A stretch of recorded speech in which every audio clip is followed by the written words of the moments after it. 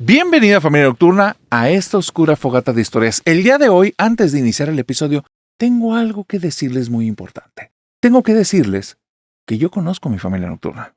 Yo te conozco a ti. Y sé que aquí estás por alguna de estas razones. Tal vez te gustan mucho las historias de terror. Tal vez te ayudan para dormir. O te identificas con ellas. Y es que así, con estos gustos, poco a poco, se ha ido conformando la familia nocturna. Y hoy comenzamos la marcha rumbo al millón. Hoy estamos ya caminando rumbo al millón de seguidores en YouTube. Y familia nocturna, para celebrar esta marcha, vamos a tener episodios especiales cada semana. Episodios donde hablaremos de temas sumamente espantosos, con historias que difícilmente te van a permitir terminar el episodio. Y para llegar lo más rápido posible, porque cuando lleguemos a 1,000,000, les tenemos una sorpresa especial y aterradora preparada para todos ustedes. Para que hagamos ese especial, te pedimos tu apoyo y es muy sencillo. Como tú sabes, a mí siempre me han gustado los intercambios, pero que sean intercambios equivalentes. Si el episodio te gusta, compártelo. Y si el episodio te gusta mucho, compártelo en tus historias de tus redes sociales, WhatsApp, Instagram, Facebook, en cualquiera que utilices, para que también te des cuenta dónde hay familia nocturna oculta a tu alrededor, que es familia nocturna de Closet.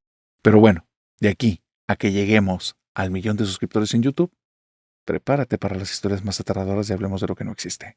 Porque hoy vamos a hablar acerca de guardianes infernales, un poco de brujería desalmada y aterradora, y lo peor del caso, lo peor de lo peor, almas condenadas. Así es que si eres de los nuevos, llegaste en muy buen momento. Te recomiendo que prendas la luz, porque estás a punto de iniciar una oscura fogata de historias.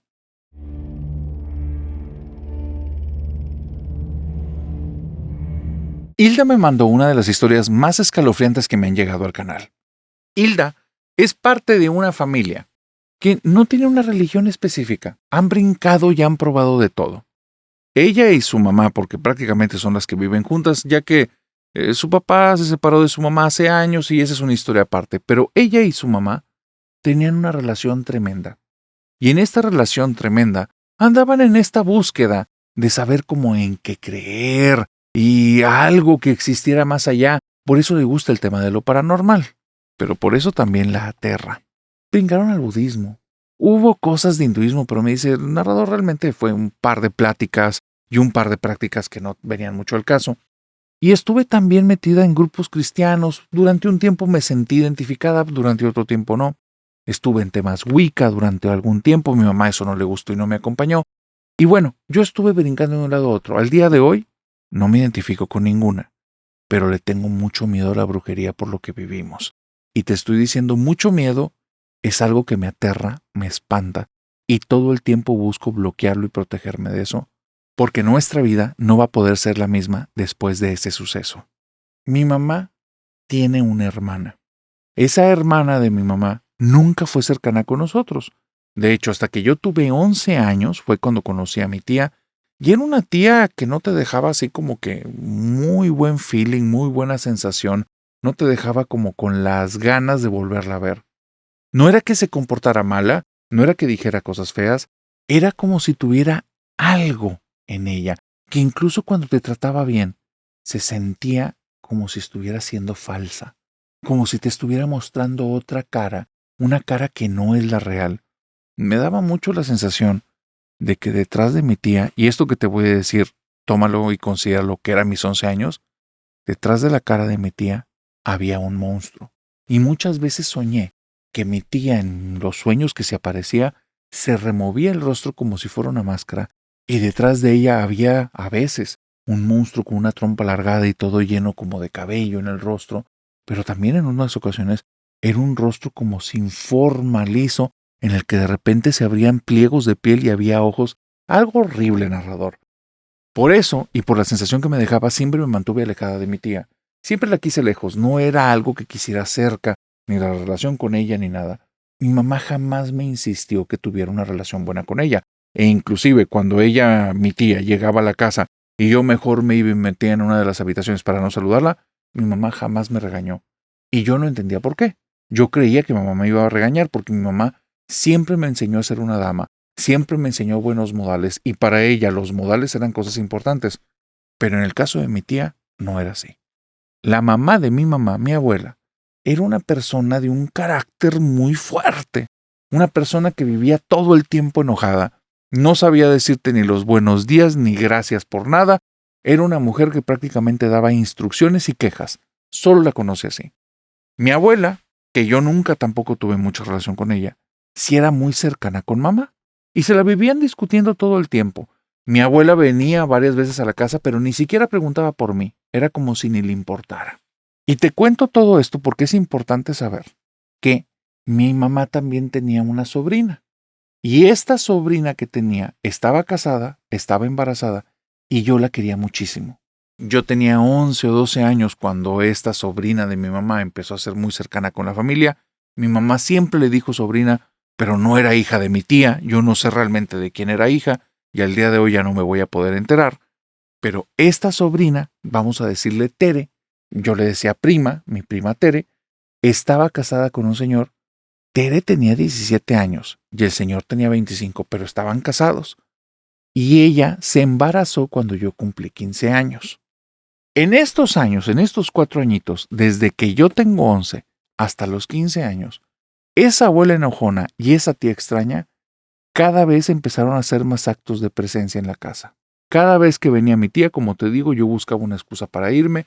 Mi mamá no me llamaba la atención, mi mamá no me decía nada, pero de repente un día me dijo algo y me dijo, hija, cuando venga tu tía, de preferencia, no estés aquí. Y si estás, haz como si no estuvieras. Cuando me dijo eso, narrador, se me hizo muy raro. No le quise preguntar porque como no quería a mi tía, yo no me quise meter en temas. En una de estas ocasiones, pero no recuerdo exactamente el año, que nuestra suscriptora, que es una jovencita, tiene cerca de 48 años, y esto pasó hace mucho tiempo, me dice que no recuerda exactamente si fue entre esos 14, 15 años, que escuchó una conversación. La tía le estaba hablando acerca de que, oye, tú que estás buscando a Dios, yo te muestro mi Dios. Y se me hizo muy interesante porque esta tía que era muy extraña, tal vez por eso se ponía máscaras, porque nosotros no éramos dignos de su Dios o algo así. Así es que, mira, yo agudicé el oído y quise saber qué cosa me iba a salir mi tía. Y nada más escuché que mi mamá dijo, tú sabes que esas cosas que tú haces a mí no me gustan y no me interesan. No me hables de eso, no tengo interés, muy tu vida, pero por favor, déjanos a mí y a mi hija en paz. La escuché tan determinada y después de eso escuché como mi tía se levantó, abrió la puerta y se fue, que dije que probablemente esto iba a ser como que un tema de un conflicto grande. A los pocos días viene mi abuela, está regañando a mi mamá como nunca, diciéndole que cómo corre a su hermana de la casa. Mi mamá le está diciendo que ella no corrió a nadie. Y mi abuela queja que tras queja ya era algo que ni me interesaba escuchar. Como te digo, mi abuela nunca se interesó en mí, yo nunca me interesé en ella, de repente escuchaba conversaciones y me quedaba nada más pensando con, ay, mugre señor, usted ni vive aquí, ¿para qué me nos está molestando? Ya váyase a su casa a estar allí echando pestes, porque esa señora, que era mi abuela, yo no tenía buena relación. Pasa el tiempo, narrador, y hay cosas que empiezan a pasar muy extrañas. Empiezan a haber reuniones en la casa. En las reuniones está Tere, mi mamá, mi tía y mi abuela. Y mi mamá, de una forma como directa, hace que me esconda en la habitación de ella y me dice, no haga ruido, que no sepan que estás aquí. Lo primero que hacen cuando llegan a la casa es preguntar por mí. Mi abuela preguntando por mí. ¿Sabes cuándo había pasado eso en toda mi vida? Nunca. Era la primera vez.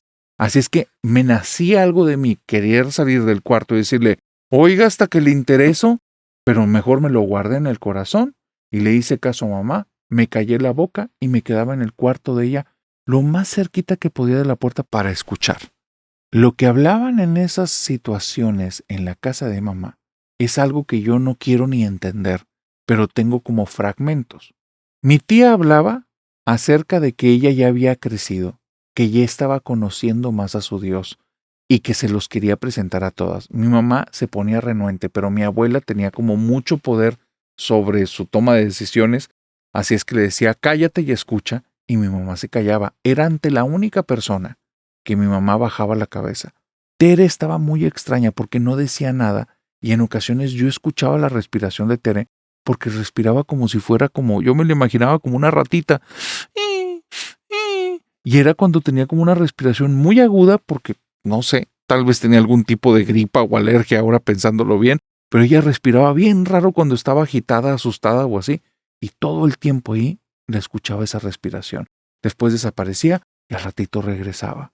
No sé qué decía Tere, y si hablaba tal vez era muy bajito, pero yo escuchaba a mi mamá siempre dar la contra, a mi abuela regañarle, y las frases de mi tía son las que tengo muy grabadas. Ya pude conocer a mis guardianes, lo dijo en una ocasión que fue a la casa. Mis guardianes me están pidiendo protegerlas. Dicen que todas están en peligro. Mi mamá, otra vez. No me estés hablando de esas cosas. Ya no quiero que nos volvamos a juntar aquí. Y después le decía a mi abuela, esta es la última vez que me convenciste, yo no quiero esas cosas en la casa.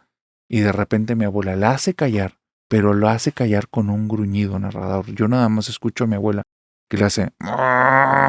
Y entonces mi mamá cierra la boca y lo sé porque se cayó al instante la mitad de las palabras y escucho donde una silla empieza a crujir. Me da la impresión que mi mamá se sentó porque mi mamá era muy llenita y el mobiliario que teníamos en la casa no era algo nuevo, ni muy bueno, ni muy bonito. Más bien eran cosas ya medias desvencijadas. Así es que escucho crujir, sé que mi mamá se está sentando y en ese momento comienzo a agudizar y escucho a mi tía que está haciendo como unas oraciones. Después de eso, la casa se sentía rara, pesada, desagradable.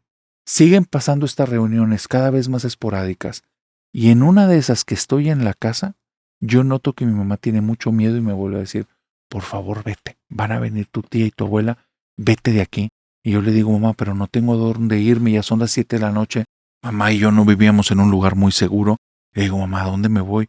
Y me dice, entonces escóndete, pero yo no quiero que estés aquí, no escuches nada. No me gusta lo que está haciendo tu tía. Y ya no alcancé a preguntarle por qué en eso nos tocan la puerta. Yo me voy lo más rápido que puedo a su habitación. Y a partir de ahí comienzan a llegar una a una Tere, mi tía y mi abuela. Lo primero que hacen, sabemos que aquí está tu nena. Queremos que la saques, queremos hablar con ella, queremos que conozca a nuestro Dios. Mi mamá les empieza a decir, si no quieren que las corra, no metan a mi hija en esto. Y entonces mi tía le respondió, tu hija y tú y todos ya están metidos porque mis guardianes los van a proteger.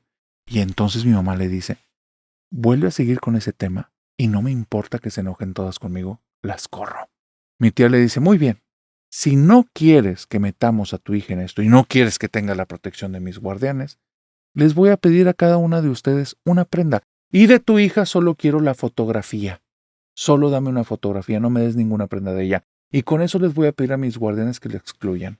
Después de eso, narrador, vi a mi mamá como entró en la habitación, volteó a verme y me hizo un signo de cállate. Yo no hago ningún ruido, la siento con la cabeza moviéndola de arriba para abajo. Mi mamá busca algo en un cajón, sale, yo le señalo el mueble donde tenía un espejo y tenía una foto mía, y mi mamá voltea y me dice que no, y busca como en un cajoncito una fotografía mía pero de cuando era chiquita. Y es una foto que está toda como desgastada, deshecha, y no me la enseña, pero yo sabía cuál era porque yo esculcaba los cajones de mamá. Entonces yo sabía que escondía ahí y sabía lo que estaba sacando. Mi mamá se sale de la habitación. A partir de ahí, yo no sé exactamente qué fue lo que dijeron porque estaban hablando en susurros y yo todo lo que hacía era guardarme el aliento dentro de mí. Lo que sí te puedo decir es que una semana después yo termino en el hospital. No sé qué es lo que me está pasando. Los doctores no me encuentran qué sucede. Traigo muchos problemas en los riñones, en el hígado, y después me empieza a dar un tema en el páncreas y después traigo un problema de corazón. Y estoy en el hospital. Me dan como revisiones muy generales, pero ellos están totalmente desconcertados. Mi mamá está ahí visitándome cuando me dice, hijita, te va a ir muy bien. Necesito que seas tan fuerte como has sido hasta ahora. Todo va a salir bien. Se fue ese día, narrador, y no regresó. Yo ya no vi a mi mamá. Yo me pongo bien 2 días después. Cuando salgo del hospital me entero que hubo un accidente. Velaron a mi mamá. Yo no me enteré. Y después de eso me fui a vivir con mi papá. Y lo que yo tengo muy muy claro es que mi tía, lejos de estarnos protegiendo con guardianes, nos ofreció. Porque ahora de adulta, cuando ya me empezaron a interesar los temas paranormales, cuando ya me pude reponer de mi pérdida de mi mamá, cuando ya tuve el valor de hacer frente a esa realidad, me enteré que Tere, en medio de esas cosas que estaba haciendo con mi tía, perdió a su bebé, perdió a su esposo, y después le empezó a ir muy bien en todo, a mi tía también, y mi abuela unos días después del fallecimiento de mi mamá, falleció. Ni siquiera me había enterado. Yo creo que mi tía estaba haciendo un montón de cosas, pero nada tenía que ver con protegernos.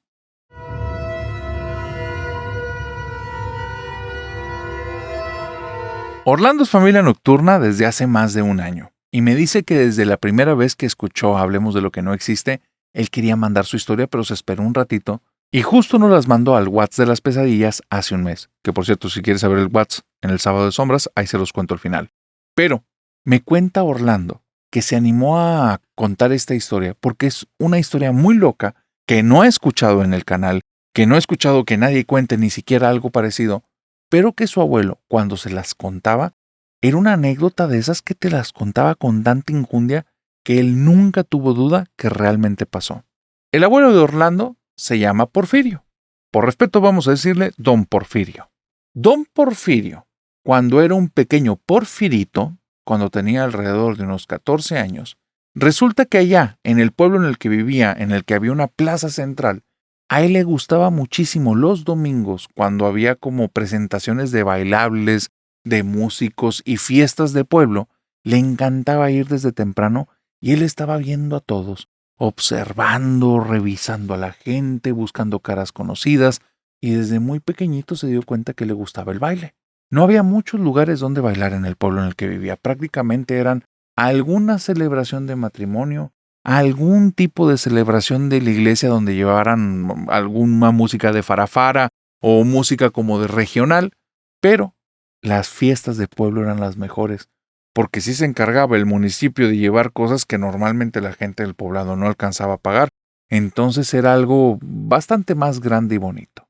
Descubre que desde pequeño el baile se le da, la música le gusta, y cuando van pasando los años, mira, don Porfirio se dice que no es muy guapo, pero tiene muy buenos pies. Así es que de repente está sacando a bailar las muchachonas de una tras otra y empieza a ser un tipo muy popular. Por allá, de cuando está cumpliendo sus 16, 17 años, conoce a alguien que le vamos a poner Tenchita, porque Tenchita es una chica muy guapa que cuando era niña estaba muy feíta, pero creció y se volvió muy chula. Y eso te lo estoy diciendo con palabras de Orlando. Y me dice, mi abuelo siempre me decía, no hombre, esa Tenchita era chula, chula. Y dice, y apenas decía eso, narrador, mi abuela volteaba a verlo con una cara de muy pocos amigos, y mi abuelo le volteaba y le decía, ya, mujer, que era cuando era niño. Y le dice, pero ¿cómo no se te olvida? Y mi abuelo, el don Porfirio, nada más le decía, pues dale gracias a Dios que tenga buena memoria. Y seguía contando su historia. Bueno, narrador, esto que te estoy diciendo, siempre que estaba mi abuela, siempre pasaba el 100% de las veces y a mí me daba mucha risa. Mi abuelo me decía, o nos contaba, porque a veces me la contaba a mí solo y a veces con todo y mis primos, mi abuelo nos contaba que él conoció a Tenchita y desde que la vio fue amor a primera vista, pero pues todos andaban por Tenchita. Tenchita creció muy guapa. Tenchita, todos querían a Tenchita y él no estaba fuera del todos. Él era uno del grupo, pero él era de los que mejor bailaba. Y como no era tan bien parecido, pero se movía mejor que la mayoría, él sabía que tenía oportunidad. La andaba cazando, narrador. Había fiestas de pueblo cada 2, 3, 4 meses. Buscaban a veces muchas excusas, a veces cosas patrias y a veces celebraciones de la misma gente. La gente del municipio los apoyaba muy bien porque veían que todos ellos como que se divertían, convivían. Entonces había ahí una muy buena dinámica, muy buena sinergia. El punto es que mi abuelo sabía eso. Sabía cuándo iban a hacer las fiestas y eran amigos de las personas que estaban encargados de hacer todos los montajes. Te cuento todo esto porque él andaba cazando a Tenchita. Resulta que las últimas 3 fiestas que fue, pues la Tenchita siempre estaba bailando con alguien más y no la soltaban y no la soltaban. Y mi abuelo era bueno para bailar, pero no era bueno para los trompazos. Así es que si iba y se la quería quitar, se iban a armar ahí unos trancazos y dijo, no, eso no es lo mío. Lo mío es la música, lo mío es el baile, lo mío es ser un galán, no ser un rufián. Así es que lo que hizo mi abuelo fue esperar a la Tenchita afuera de su casa y estar esperando hasta que saliera ella rumbo al baile y él la iba a casar y se la iba a llevar desde ahí. Pues narrador, ese día del baile, Tenchita no va y se le hace bien extraño. Pasan 2, 3 días y se da cuenta que en el negocio en el que ella trabaja, que era una tiendita que estaba por ahí, Tenchita no está. ¡Qué raro! Y van pasando los días. Llega la siguiente fiesta de pueblo, que es cerca del mes, mes y medio donde había sido la anterior.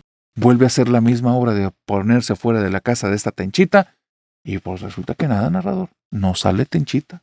Ya después de que se cumplieron 2 meses de no haberla visto por ningún lado, pues ya fue y tocó la puerta de la casa de Tenchita. Sale el papá y la mamá de Tenchita para ver quién es. Y él con mucha pena les dice, discúlpenme, pero quería saber cómo está su hija. Pues ya la Tencha no nos ha acompañado en las últimas fiestas y pues yo no les quería decir, pero pues quiero bailar con su hija.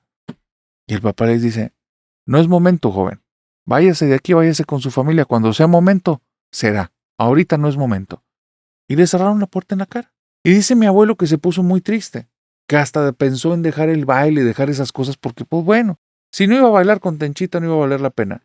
Y narrador, si tú hubieras estado en esas reuniones familiares y hubieras visto la cara de mi abuela cada vez que mi abuelo decía esa frase, no te hubieras quedado frío, porque lo fulminaba con la mirada y mi abuelo nada más como que la veía de reojo y hacía como si se le olvidara algo y decía, ¿en qué me quedé? ¿En qué me quedé? Ah, sí, sí, el señor me corrió de la casa y mi abuela ya sonreía. Y entonces ya mi abuelo seguía desde ahí. Sabía que si mi abuela se ponía bronca, mira, él no era bueno para los trompazos, pero la abuela, quién sabe. A mí me daba la impresión que la abuela en otro tiempo fue boxeadora. Pero bueno, el punto es que lo que pasaba en la casa de Tenchita era un misterio. Tenchita no iba al trabajo, Tenchita no fue a 3 fiestas, Tenchita nadie la ha visto en las últimas semanas. Y entonces ahora sí, se ciñe el cinturón mi abuelo, se pone bien los pantalones y va a preguntarle a un par de amigos que sabía que andaban frecuentando a Tenchita. Y resulta que ninguno ha salido con ella desde hace casi 3 o 4 meses. ¿Por qué? No sabemos, no sabemos, no sabemos.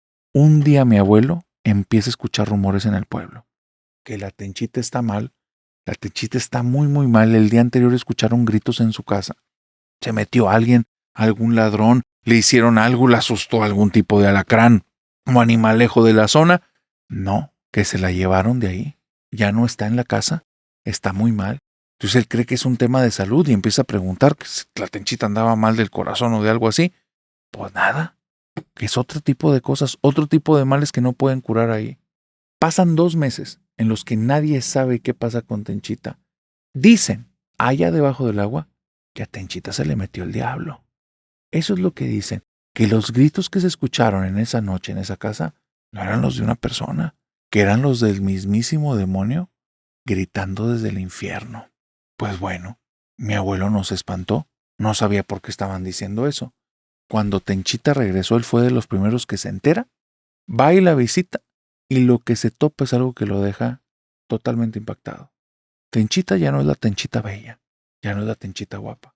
Está sentada en una silla, parece que está totalmente ida.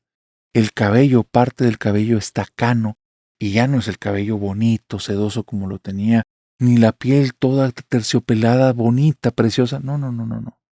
Se ve una piel muy lastimada, está más delgada de lo normal, y los ojos, que parece que no están viendo nada, cuando él está muy cerca de ella y le toca la mano, dice que lo volteó a ver, y por un segundo, un solo segundo, vio como si en la mirada de Tenchita hubiera otra persona, alguien más, alguien malo, y no una mujer, un hombre. Esos ojos eran diferentes. Mi abuelo dice que con la mirada se quedó tan asustado que durante semanas y en sus sueños Tenchita se aparecía y con la pura mirada lo fulminaba, y era muy raro porque alrededor del cuello de Tenchita siempre se imaginaba una serpiente verde. Mi abuelo le daba un miedo tremendo. ¿Qué era lo que estaba pasando? ¿Qué era lo que ocurría? ¿Quién sabe? Pasan los años, mi abuelo empieza a crecer, conoce a mi abuela y es mi abuela la que le cuenta la historia. Resulta que un pretendiente de Tenchita era un tipo casado, y era un tipo casado fuera del pueblo. Como tenía muy buen dinero, la familia de Tenchita no le vio mucho problema en que la anduviera frecuentando la niña. Así es que una vez que la esposa se enteró, resulta que la esposa fue con alguien y se les presentó en la casa y les dijo, si me vuelvo a enterar que su hija vuelve a salir con mi esposo y ustedes no lo impiden, ay de ustedes y Tenchita. Y una semana después fue lo del grito. Lo que todos decían es que algo se le había metido a Tenchita, que le hicieron algún tipo de brujería.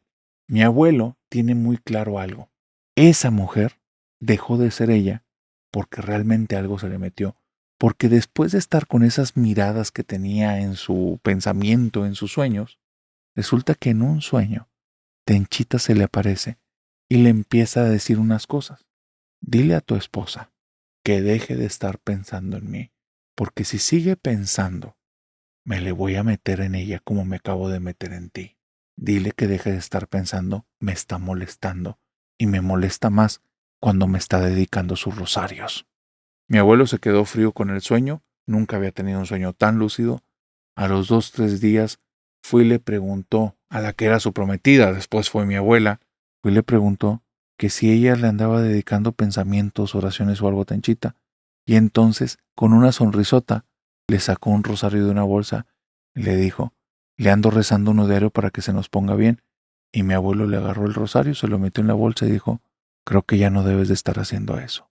Mi abuela, siempre que está contando la historia, mi abuelo lo interrumpe y le dice, y por eso se nos murió la Tencha, porque no nos dejaste ayudarla.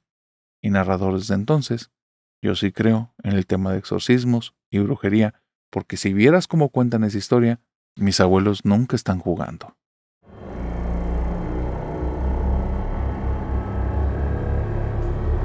Marcia y Alicia eran súper amigas en el tiempo de la preparatoria y en el inicio de la carrera.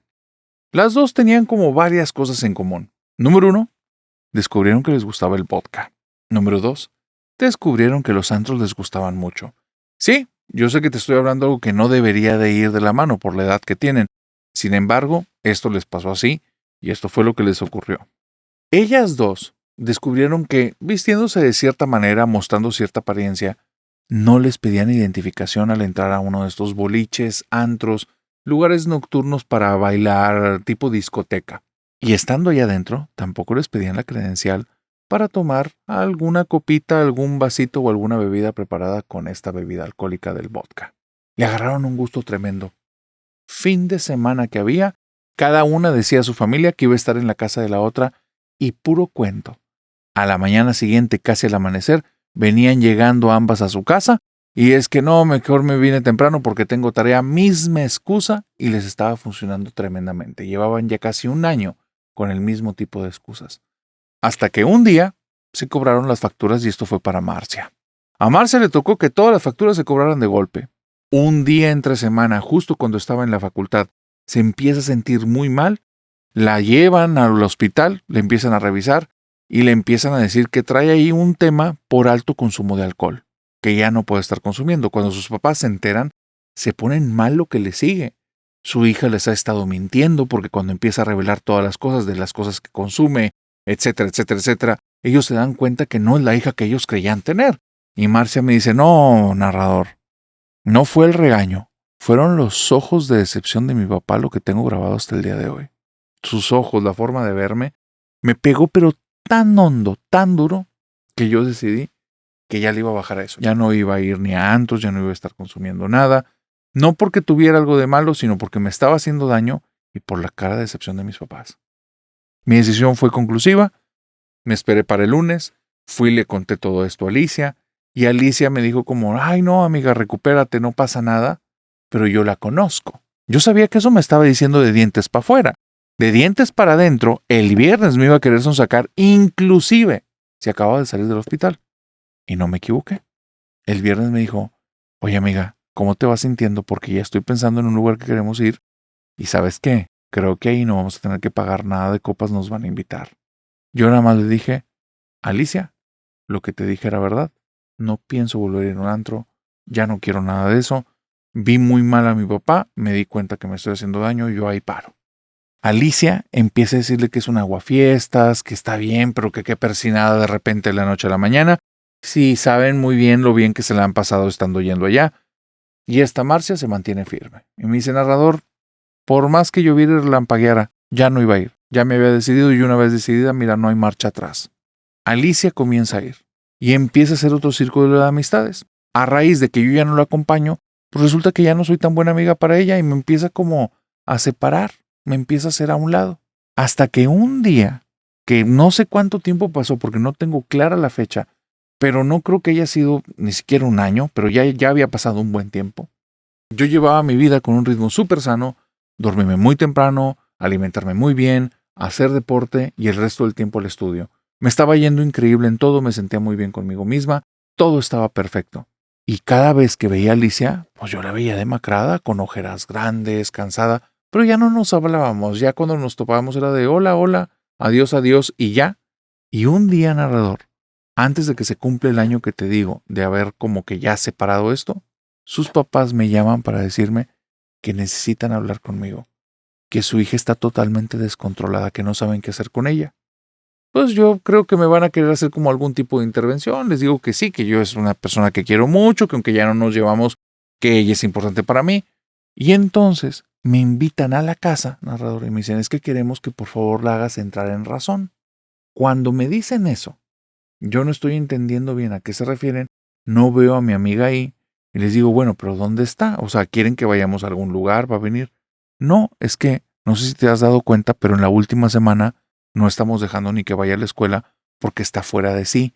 Todo el tiempo quiere estar como con un tema de salirse de la casa, estar en otras cosas, así es que tuvimos que tomar cartas en el asunto. Y cuando me dicen eso, les pregunto así de que, ¿pero qué hicieron? Y me dice, acompáñanos. Y entonces, narrador, me llevan escaleras arriba a un cuarto en el que la puerta está puesta a un colchón de una cama para que no se escuche lo de adentro. Conforme me voy acercando, escucho, no sé si es la voz de Alicia, pero escucho como alguien haciendo ruidos y yo me empiezo a asustar y me dicen, tranquilo, es que realmente está fuera de sí. Quitan el colchón y tiene como unas cerraduras, unos candados por fuera, narrador, la puerta. Yo ahí siento que el corazón me está acelerando mucho y dije, se volvieron locos los papás, me van a dejar aquí, me van a encerrar, me van a encerrar, me van a hacer algo. Y entonces estoy pensando en cómo agarrar el celular y mandar algún mensaje a mi familia, cuando el señor se acerca muy tranquilo y me dice, por favor, no entres en la habitación. Desde afuera dile, está muy fuera de sí. Y cuando me dice eso, yo como que no termino de entender, pero me tranquilizo. El señor rápidamente abre 2 candados, quita 2 pestillos que estaban ahí, y cuando abre, mete la cabeza y dice, Alicia, hija, vino tu amiga, quiere hablar contigo, por favor no le hagas daño. Y yo me empiezo a sentir muy extraño de esto, narrador. Me empiezo a hacer hacia atrás y hacia la izquierda, pegándole a la pared lo más que puedo, porque si esta chica o si ellos me van a atacar, voy a correr, voy a hacer algo. Y ahora el celular que lo traigo apretado en la mano, no lo traigo apretado pensando en que les tengo que llamar a alguien, lo tengo pensado como si fuera algún tipo de arma, los voy a golpear con eso si me intentan hacer algo. Y donde termina de abrir la puerta, lo que vi, no te puedo decir ni siquiera cómo no me volví loca en ese momento. Está mi amiga en su cama, amarrada de pies y manos. Toda se ve que trae como desperdicios humanos sobre ella, pero los golpes que hace con la cabeza para atrás y para adelante es algo horrible, horrible. Las manos las está forcejeando con una fuerza tal que yo veo que se le ponen moradas. Y después de que está con como en esas cosas, noto que trae un paño en la boca. La tienen como amordazada, no quieren que hable. Y entonces el papá me dice, no te asustes. Y yo nada más con la palidez que tengo, nada más le muevo la cabeza de arriba abajo y me dice, la voy a dejar hablar, por favor no te asustes.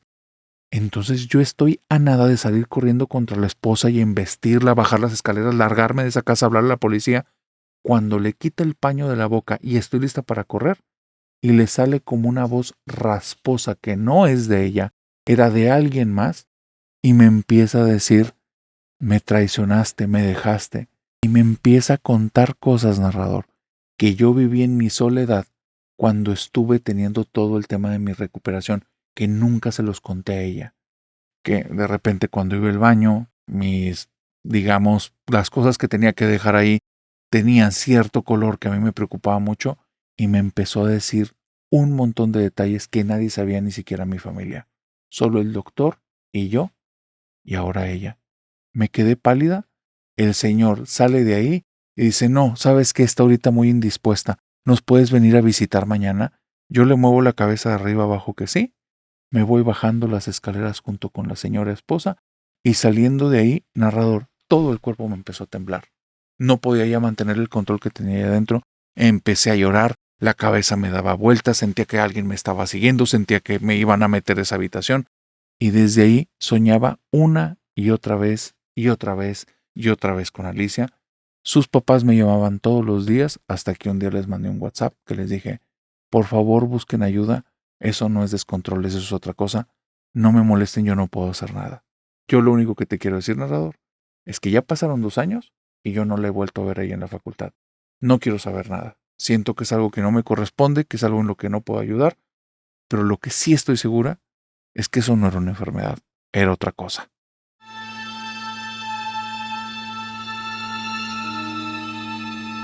¿Has escuchado alguna vez del ritual de los pantalones colgados? Así me llegó un correo que dije, ¿qué es esto? ¿De qué me están hablando? Y me llamó mucho la atención.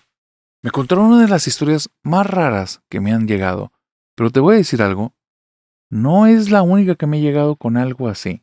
Te lo voy a contar, y si te identificas, por favor, házmelo saber en los comentarios. Te voy a hablar de Ramón. Ramón es un suscriptor que es un tipazo. Él me dice, narrador, yo nací en una ciudad muy chiquita en la que tenemos cada quien nuestras costumbres y digamos que la tecnología no nos está llegando al tiempo que les llega a todos ustedes. Al día de hoy, aun cuando nos va bien, en mi casa estamos muy acostumbrados a que en el segundo piso tenemos ahí como unos cables donde colgamos la ropa y los dejamos ahí que se sequen al viento y al sol. Es parte de nuestra costumbre. Pudiéramos tener sin problema una secadora, pero estamos acostumbrados, nos gusta. Los celulares los empezamos a utilizar, pero como si fuera una televisión. De hecho, todavía mi abuela me empieza a pedir que le ponga canales de televisión en el celular. No entendemos bien cómo se usan, solo los usamos como una tele. Así vivimos aquí, así estamos a gusto. Y lo que te voy a contar, narrador, es algo que me empezó a pasar después de escucharte, pero no creo que tenga nada que ver con tu podcast. Creo que tiene que ver con mi casa. Cuando nosotros construimos nuestra casa, nos dijeron que la zona en la que estábamos era zona de chaneques y que teníamos que pedirles permiso. Yo no soy una persona religiosa, pero tampoco soy una persona que se deje influenciar fácilmente. Entonces yo les dije, no, yo no voy a andarle pidiendo permiso a nadie. Permiso a mi esposa. Y todavía le pienso. Y el arquitecto encargado de construirnos la casa se suelta la carcajada y después se pone serio y me dice, te lo estoy diciendo en serio, si es zona aquí de chaneques, si hay que pedir permiso, hay que hacer una ofrenda. Y yo le digo, mira, si quieres hazla tú, pero yo no me voy a involucrar en esas cosas. Dice, bueno, si tú no tienes problema la voy a hacer yo. Dice, pero yo te recomiendo que tú también lo hagas porque pues no sabemos en un futuro. A ellos no les gustan que si no les piden permiso, no les gustan que construyan. Tú hazles la ofrenda que quieras, tú ponte a trabajar a gusto, a mí déjame en paz y ya después yo me encargo de ellos. Esto, narrador, fue hace 8 años. Hace exactamente 7 meses, cuando un día, no sé en qué aplicación, escuché una historia de terror y dije, esto está bien bueno, y después te vi, te empecé a buscar y ya terminé aquí en YouTube escuchándote. Hace 7 meses exactamente, yo creo que lo que hizo que me gustara la historia fue que se empezaron a escuchar ruidos en la casa. Los ruidos que se escuchaban nos daban miedo porque se escuchaban desde el piso y nosotros no tenemos un sótano y estamos en una zona en la que está medio rocoso el piso. Entonces, no hay nada abajo, tuberías a lo mucho. Pero empezamos a escuchar que esos soniditos eran como si animalitos, ratas o chaneques estuvieran caminando y rasguñando el piso desde abajo. Estuvo tan fuerte un día porque sonaba como si fueran una cantidad enorme caminando por todas partes rasguñando el piso, que a mí me dio miedo que se viniera abajo todo el piso. Fui y hablé con un albañil y le dije, levántame todo el mosaico, queremos ver qué hay abajo. Y cuando lo levanta, tenemos el firme de cemento de la casa. No hay forma que se pueda escuchar algo que venga debajo del firme. No hay forma que algo se haya metido. Él le digo, oye, hazme alguna revisión, revisa que debajo tengamos algún tipo de pozo socavón, no vaya a ser que después se nos hunda la casa. Nada. Se nos hizo el problema tan grande que vinieron arquitectos, geólogos, me traje un montón de gente narradora y ando con una gastadera de dinero y me dicen, aquí la conclusión es simple, Ramón. Son tus nervios. Así me dijeron, son tus nervios. Yo me sentí ofendido porque no soy una persona creyente de nada, pero me acordé de aquel arquitecto que nos construyó y lo que me dijo del ritual y eso, y les dije, oigan, pues aquí cuando vine me dijeron que era zona de chaneques, y los tres al mismo tiempo me dicen, pero sí les hiciste el ritual, ¿verdad? Y narrador que me da miedo, y les digo, pues el arquitecto sí, y tú no. Ah, pues ahí está. Dales tu ofrenda, pídeles permiso y con eso se te quita. Y yo dije, no, hombre, yo andar pidiendo permiso yo nada más a mi esposa. No, aquí yo no le voy a estar pidiendo permiso a nadie. Les di las gracias, les dije que a ver cómo era, porque tampoco uno es tan menso como para no enterarse de cómo está bien el chisme. Me dijeron qué hacer, pero no lo iba a hacer. Y entonces, narrador, seguimos con algo que es parte de nuestras tradiciones. Yo te vuelvo a decir, vivo en una tierra muy tradicional, tenemos nuestras formas de hacer las cosas, y una de las cosas que yo tengo claro desde hace muchos años, porque me llevé un susto, es que siempre que voy al tercer piso, a la parte de la azotea donde tenemos ahí los cables, que es donde colgamos la ropa, yo soy el que recoge la ropa porque no quiero que mi esposa se espante, no de algo paranormal, sino de tarántulas. Ha habido ocasiones que por el cambio de clima vienen las tarántulas y se nos meten en los pantalones. Entonces cuando los tenemos colgados y no los revisamos y los metemos en la casa, ya te encargo los sustos que nos pasaban en la madrugada. Eso ya no pasa porque ahora yo voy, los reviso, a veces con una lámpara, a veces nada más todavía me da algo de luz del sol, comienzo a revisarlas por fuera, abro el pantalón, lo sacudo 2, 3 veces y veo por los tubos para ver si por el tubo donde va la pierna sale la luz y pega en el piso y digo, ya está, y me asomo nada más para que no haya algo moviéndose. Palpo el pantalón y todo. Y es algo así de todos los días. Subo, agarro el pantalón, sacudo 2 veces, agarro la lámpara, la meto por el tubo de la pierna, no se ve nada, no se ve nada, si se ve abajo que está pegando la luz, no me está haciendo ahí una sombra rara, palpo el pantalón, no se siente nada, y entonces me lo pongo aquí al hombro o me lo pongo aquí al brazo, y el siguiente, y el siguiente, y el siguiente. Y si te dieras cuenta la habilidad que agarra uno después de hacerlo tantas veces, narrador, parece que tenemos hasta 4 manos. Y en una de esas que estoy haciendo eso, ya por inercia, porque sé que no ha habido tarántulas, nadie se ha quejado, no ha habido ningún vecino con ninguno de esos comentarios, desde hace mucho que no pasa eso, estoy revisando el tubo y donde pongo la luz, veo unos ojitos que me ven así cerrándose y me asusto como la fregada. Aviento el pantalón al piso y veo que donde cae hay un bulto que se está moviendo, pero vi unos ojitos, no unos ojitos de insecto, narrador, unos ojitos como los tuyos y como los míos, pero más chiquitos, como de una cabeza pequeña. No es algo que corresponde a un ser humano, porque el tubo del pantalón que tenemos es así, y no verías los 2 ojos como yo los vi, era casi la cabeza adentro. Narrador, me metí a la casa, le dije a mi vieja que viniera conmigo, agarré las cosas que me dijeron en el ritual, me lo aventé, y ¿sabes qué? Desde entonces no nos pasa nada. Yo sí creo que mi casa era casa de chaneques, pero ya no.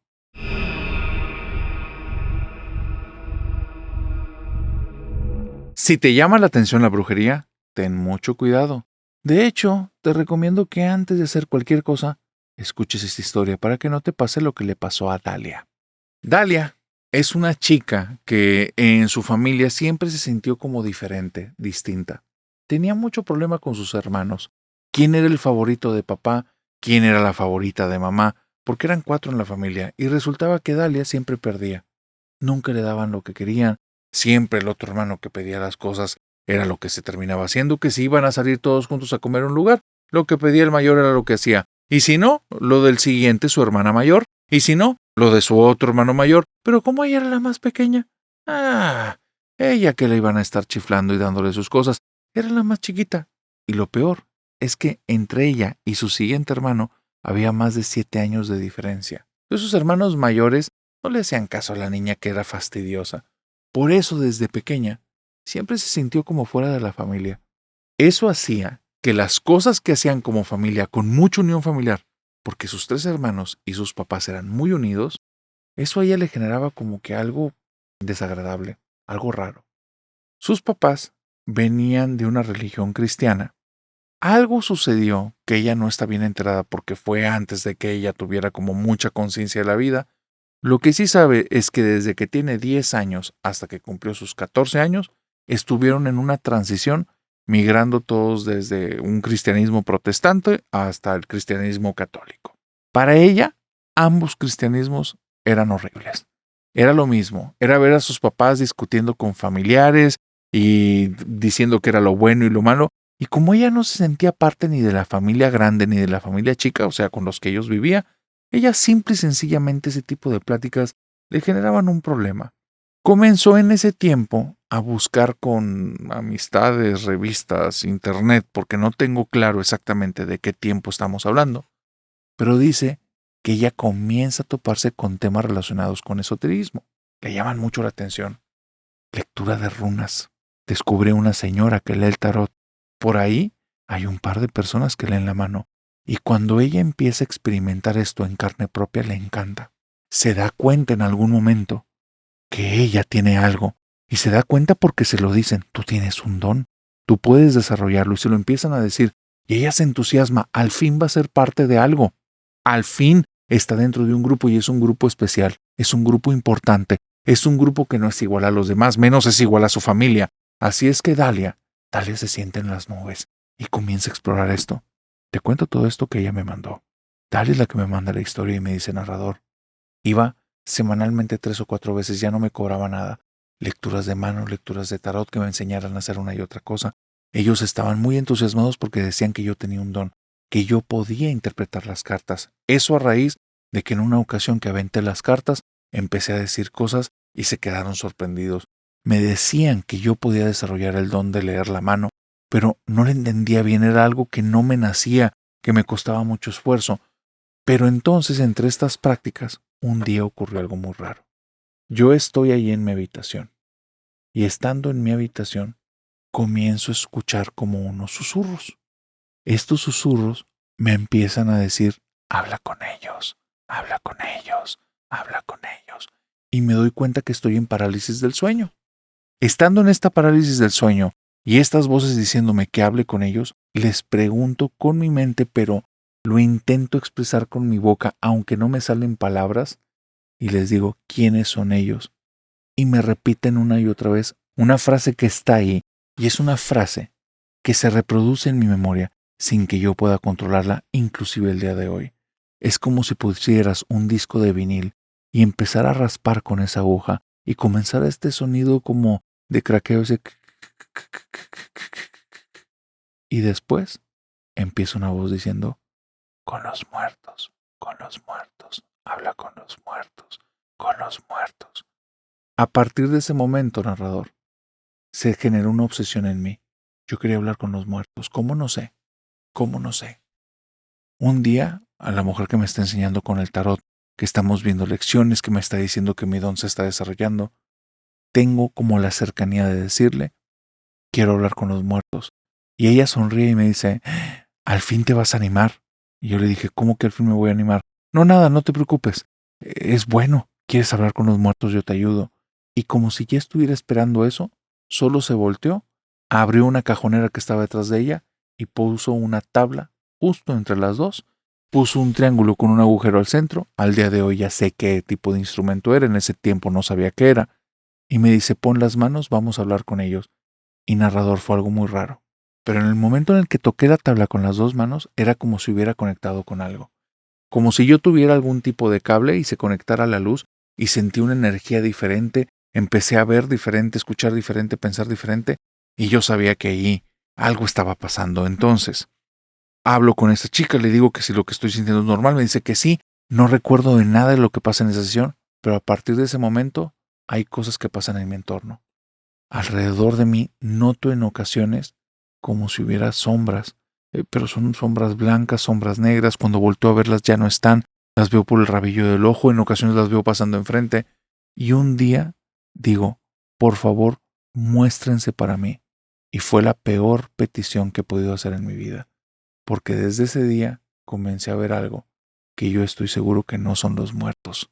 Empecé a ver cosas, seres que nadie debería de ver, con formas tan espantosas, tan horripilantes, que yo sigo creyendo al día de hoy que están hechos para hacer que la cabeza se nos rompa y nos volvamos locos. Cosas que he visto en las madrugadas, en lugares imposibles, en los lugares más recónditos y en los lugares más sagrados para mí. Mis santuarios, mis lugares de calma, desde entonces dejaron de ser eso.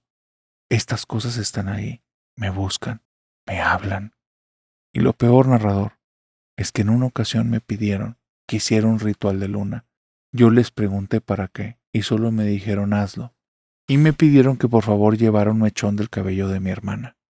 Yo hice el ritual, creía que era algo de protección para ella o ver el futuro de mi hermana o algo así. Y mi hermana, al mes cae enferma, los doctores nunca detectan qué es Yo estoy ahí diciéndoles el ritual que hice de luna con ellos. Mis papás están impactados de lo que me atreví a hacer porque incluía algunas cosas como líquido vital rojo y más cosas. Y cuando leen las oraciones me dicen, ¿pero esto qué idioma es? Yo les digo, no sé, ellos me dicen que lo haga. Y desde ahí, mis papás, algo sucedió en ellos, pero me empezaron a rechazar más que antes. Yo no los culpo porque mi hermana falleció. Al día de hoy, no puedo dejar de ver esas cosas. Me siguen hablando. He intentado cerrar esa conexión con ellos, pero inclusive la mujer del tarot me dijo, tú les abriste la puerta y hay puertas que ya no se pueden cerrar.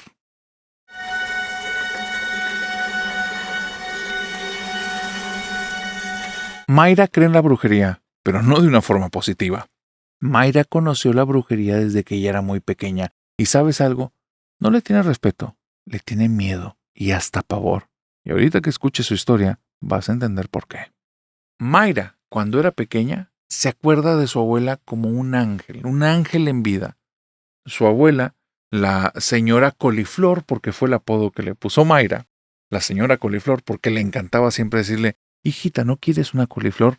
Por alguna extraña razón era la verdura favorita de la abuela y siempre le ofrecía coliflores en la casa, siempre tenía hervidas o hechas como de esta forma capeada, y a Mayra no le gustaban y siempre le decía, no muchas gracias, señora Coliflor.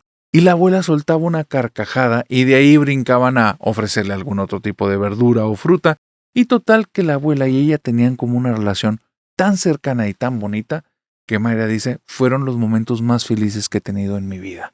Mi abuela era un ángel. Para todo tenía una risa súper linda, una risa muy bonita.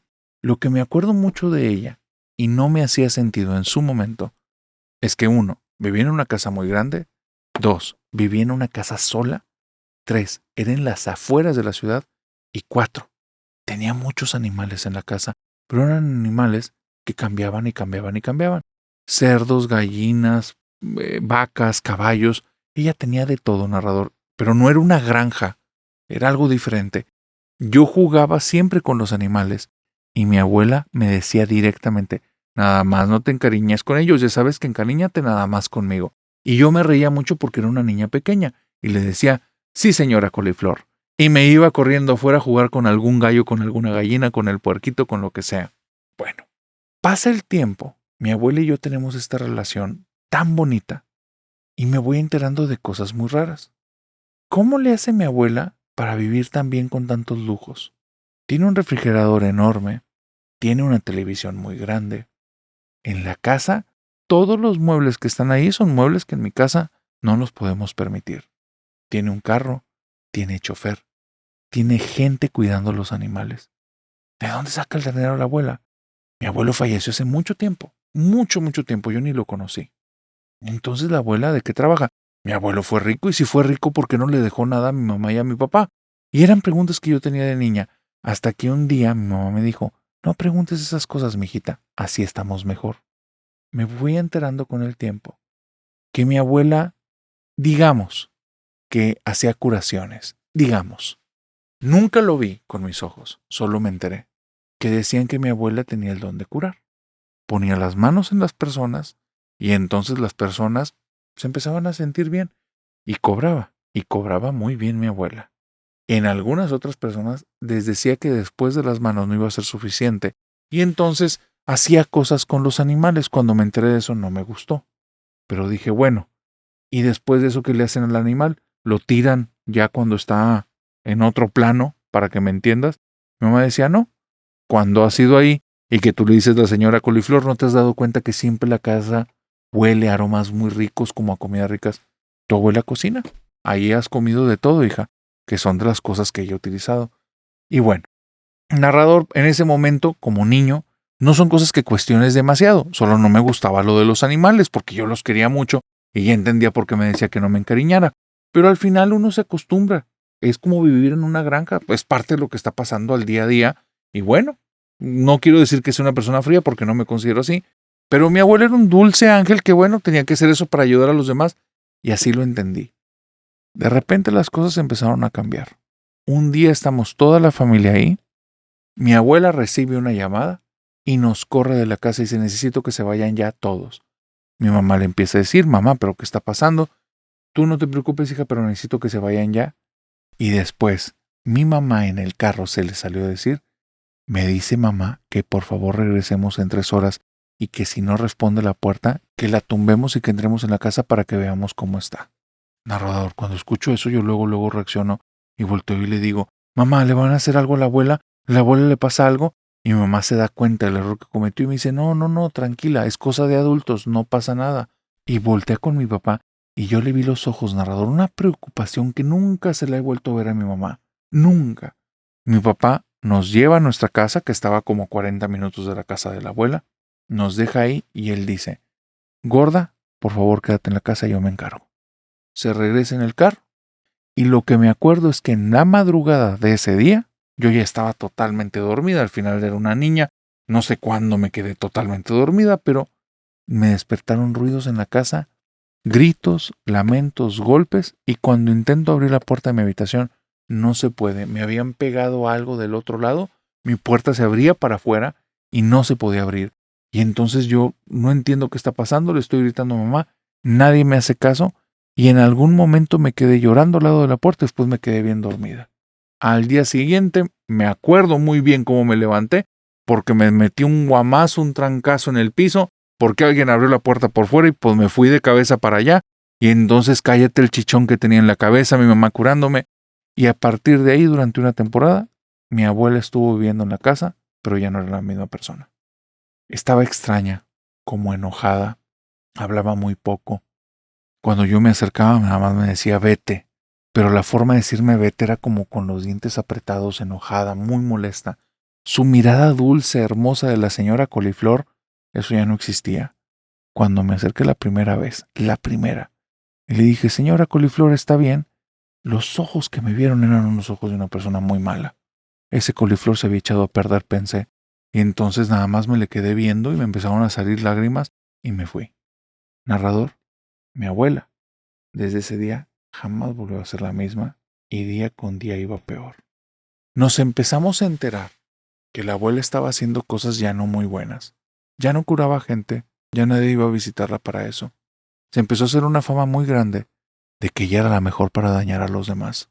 Que si tenías algún enemigo o alguien que te envidiara, tenías que ir con mi abuela. Yo de esto no me enteré de niña, ¿eh?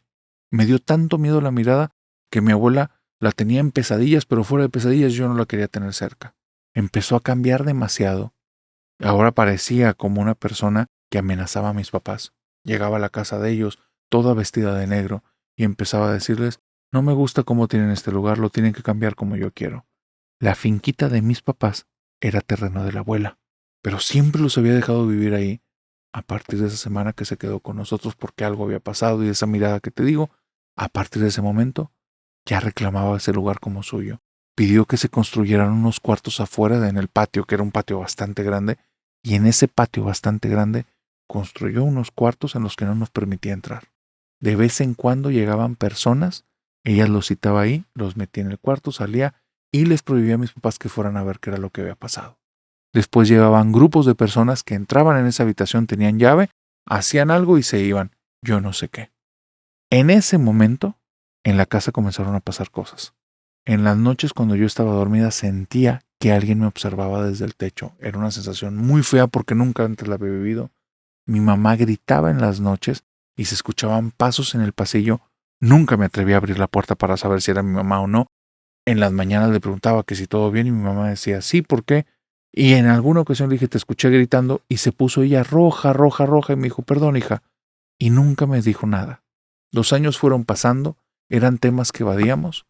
Un día la abuela dice que se necesita venir a vivir con nosotros y nos enteramos que toda la casa de ella la quemó, con todo y los animales, narrador.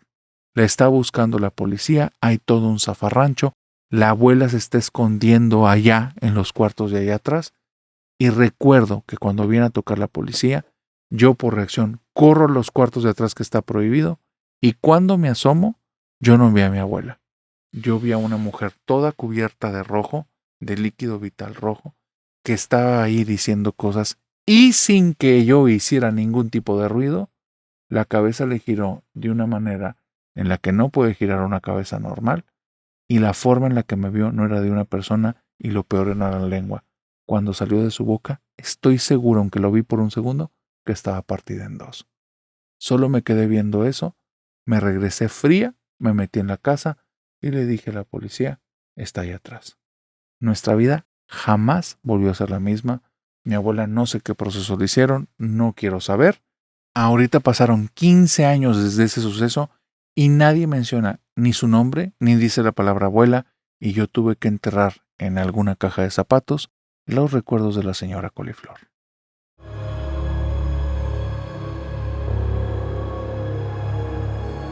Y con esta historia, querida familia nocturna, hemos llegado al final a esta oscura fogata de historias. Así es que, familia nocturna, si llegaste hasta aquí y te gustó más de una historia, comparte este video con alguien que creas que pueda ser parte de la familia nocturna, los que tú gustes, porque estamos en la marcha del millón. Y en esta marcha del millón, vamos a ver cuánto tiempo tardamos en llegar al millón, que si es muy rápido, les daremos la sorpresa apenas lleguemos a esa cantidad. Ahora sí, dicho una vez esto, familia nocturna de San Luis, nos vemos en una semana. Bueno, no, este video sale el jueves, entonces en una semana nos vamos a estar viendo por allá. Díganme, por favor, si cualquiera de los que está viendo aquí conoce alguna historia de San Luis o conozca a alguien que haya vivido en San Luis, que haya vivido algo, porque les estamos preparando algo muy especial ahora que va a ser la primera fogata en vivo fuera de Monterrey. Así es que, gente de San Luis, o todos aquellos que conozcan historias de San Luis, pueden ponerlas en comentarios. Y ahora sí, en lo que comparten este video para continuar la marcha del millón, ¿me dejan las historias para las fogatas en vivo? Y en lo que llegamos al próximo Sábado de Sombras, que probablemente va a ser en viernes, les deseo que tengan dulces pesadillas. Bye bye. Por cierto, revisa el botón de suscribirte. Bye bye.